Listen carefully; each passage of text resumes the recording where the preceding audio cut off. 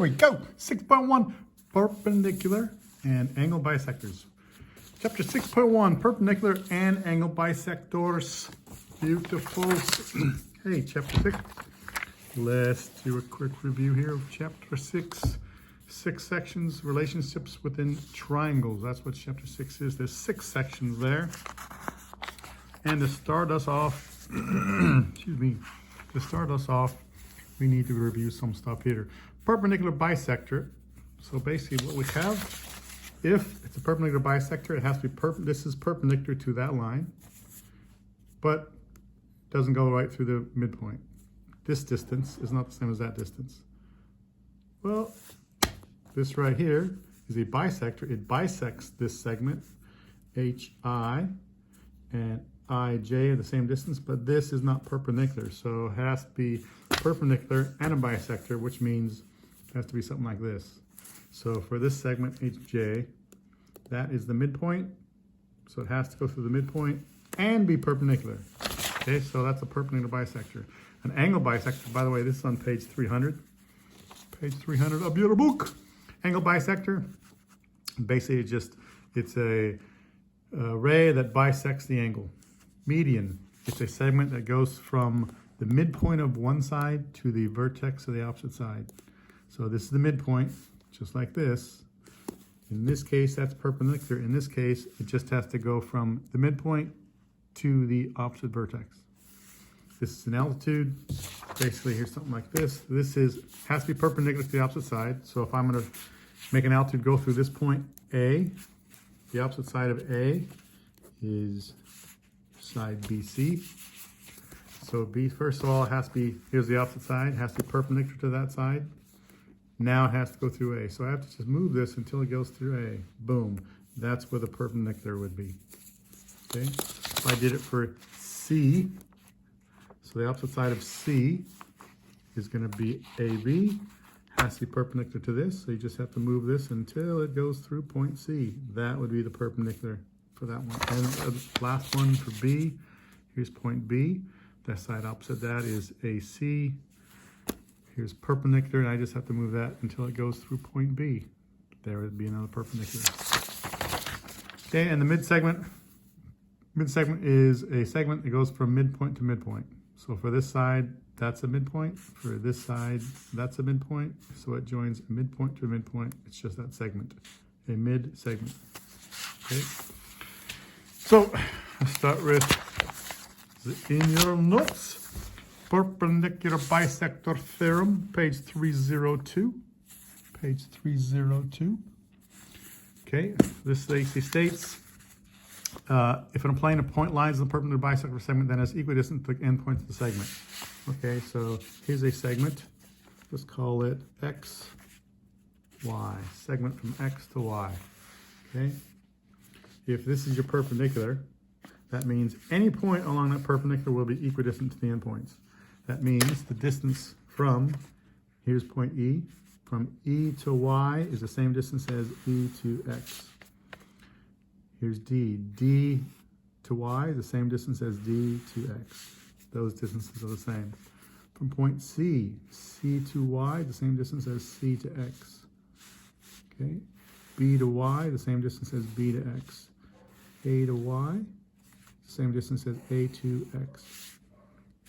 This distance, same as that distance. This distance, same as that distance. This distance, same as that distance. 1, 2, 3, 4, 5. 1, 2, 3, 4, 5. BX, same as BY. 1, 2, 3, 4, 5, 6. 1, 2, 3, 4, 5, 6. A to X is the same distance as AY. That's the perpendicular bisector theorem. The converse of that is, here's a segment from A to B. F to B and F to A, those are the same distance. So we're saying, just taking the converse of this other one. Hey, if this distance is the same as that distance, then the perpendicular bisector has to go through point F. Here's G. G, the distance from G to A, it's the same distance as G to B. That means the perpendicular bisector has to go through G. H, HA and HB are the same distance. IA and IB are the same distance. JA and JB, same distance, 1, 2, 3, 4, 5, 1, 2, 3, 4, 5. That means the perpendicular bisector has to go through J. Oh, that means the perpendicular bisector has to go through J, I, H, G, and F. F, H, F, G, H, I, J. There we go. And then has to go through all of those points. The perpendicular bisector would have to go through it. So it's perpendicular. That means 1, 2, 3, 4, 5, 6, 7. 1, 2, 3, 4, 5, 6, 7. And it's perpendicular. There you go. That's the converse of the perpendicular bisector. Okay. Then we took it over and flip it over. Angle bisector. So that was these terms on page 302. The next one's page 304. Okay, the stuff on page 304. We have this right here. Page 304. This goes in your notes as well. Okay. 5, 4, 3, 2, 1. There, go back and review that because you need to copy it. I'm going to explain what that means. Angle bisector. So here's an angle and angle bisector. If this is an angle bisector, that means this angle is the same angle as this angle. It cuts into two equal angles. If that's true, then any point along this angle bisector, it's going to make it equidistant to the two sides of the angle. That's what it says on the theorem. Okay, that means the distance from here to that side and from here to that side. Remember, that distance has to be perpendicular. This distance will be the same as that distance. I can do the same thing for here. This distance and that distance has to be perpendicular. 1, 2, 3. That distance, same as that distance. As long as that's the perpendicular, as long as it's an angle bisector, I can pick this point right here. That distance and that distance. 1, 2, 3, 4. 1, 2, 3, 4. That distance will be the same as that distance.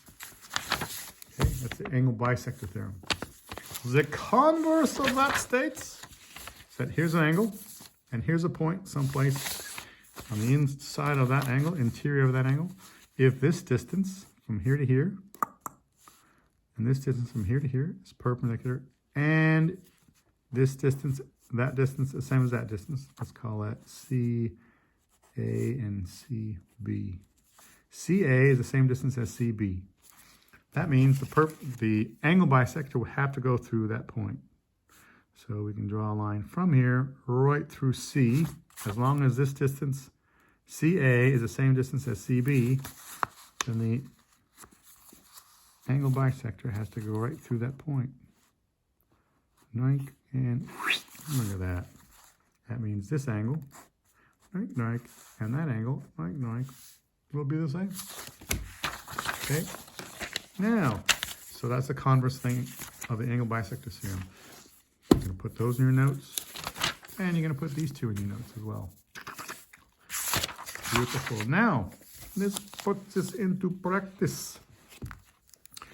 On number 3 on the assignment, it says find the indicated measure. So you need to find the distance from G to H. Explain your reasoning. So, I see a perpendicular. So it's perpendicular. If it indicated that this distance is the same as that distance, that means this would be a perpendicular bisector. We know it's perpendicular, but it doesn't have marks. It just says this distance is 3.6, and that's also 3.6 units, which means that it's a perpendicular bisector, which means this distance is the same as that distance. If that's 4.6, this is also 4.6. The distance from H to G is 4.6, and you'll be done. Stop! We just made an error. Don't say 4.6. What do we say? It's 4.6 units. This book is notorious for doing these stupid things. Put a distance on there. So it's 4.6 units. HG is equal to 4.6 units. Boom. Put a box on your answer. Done. Number 9. The instructions tell whether the information in the diagram allows you to conclude that point P lies on the perpendicular bisector of LM. Here's LM. Is there enough information to show that in this diagram we can conclude that point P is on the perpendicular bisector? Okay, what's on the perpendicular bisector? We know that this distance, same as that distance, because they have the same hash marks. Okay, so it's midpoint now. Is it perpendicular? Is it perpendicular? Well, if this distance and that distance are the same, then this would have to be on the perpendicular bisector. But there's nothing to show that. What if I draw the same diagram like this? It's the same stuff. These three distances are the same distance. These three distances are the same distance. I know that's the midpoint. That distance, same as that distance, same as that distance. Now, if this distance is the same as that distance, then we know that this would have to be on the perpendicular bisectors. But is there anything to indicate that PM is the same as PL? No.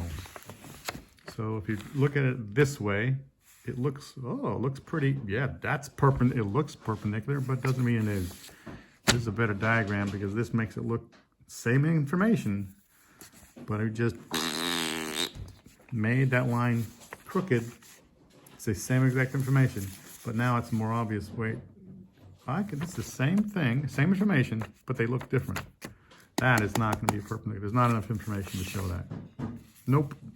We would need to know that this distance PM and PL would be the same. If that was the case, then we can say this would be perpendicular. Okay, and we have another one, number 15. It says, tell whether the information in the diagram allows you to conclude that EH bisects angle FEG. Explain the reasoning. So let's see. If this is an angle bisector, that means the distance from here to here is the same as from here to here. They have to be perpendicular. They are. This distance has to be the same as that distance. It is. Therefore, H has to be on the perpendicular bisector of angle FEG. It is. Okay, that's the stuff you're doing. There you go. Good luck, guys. Bye.